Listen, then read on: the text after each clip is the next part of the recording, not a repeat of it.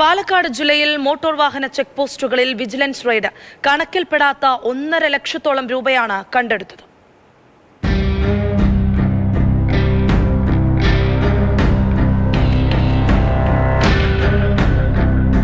കൈക്കൂലിയിൽ നിന്ന് കേരളത്തിലെ അതിർത്തി ചെക്ക് പോസ്റ്റുകൾ ഇനിയും മാറിയിട്ടില്ല. അതാണ് ഇന്ന് പാലക്കാട് നിന്ന് വന്ന വിജിലൻസ് റെയ്ഡ് വാർത്ത വെളിവാക്കുന്നത്. ഇന്ന് പുലർച്ചെയായിരുന്നു മോട്ടോർ വാഹന വകുപ്പിന്റെ പാലക്കാട് ജില്ലയിലെ 4 ചെക്ക് പോസ്റ്റുകളിൽ ഒരേ സമയം വിജിലൻസ് റെയ്ഡ് നടത്തിയത്.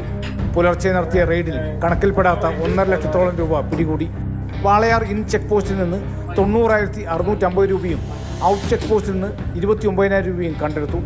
ഗോപാലപുരം RTO ചെക്ക് പോസ്റ്റിലെ പരിശോധനയിൽ 15,650 രൂപയാണ് കണ്ടെടുത്തത്. മീനാക്ഷിപുരം മോട്ടോർ വാഹന വകുപ്പ് ചെക്ക് പോസ്റ്റിൽ നിന്ന് 4,050 രൂപയും കണ്ടെടുത്തു. ഓഫീസിന്റെ വിവിധ ഇടങ്ങളിൽ ഒളിപ്പിച്ച നിലയിലുള്ള പണമായിരുന്നു വിജിലൻസ് കണ്ടെടുത്തത്. പാലക്കാട് വിജിലൻസ് ഡിവൈഎസ്പിയുടെ നേതൃത്വത്തിലുള്ള പരിശോധനയിൽ തൃശൂർ, എറണാകുളം ജില്ലയിലെ ഉദ്യോഗസ്ഥരും പങ്കെടുത്തു.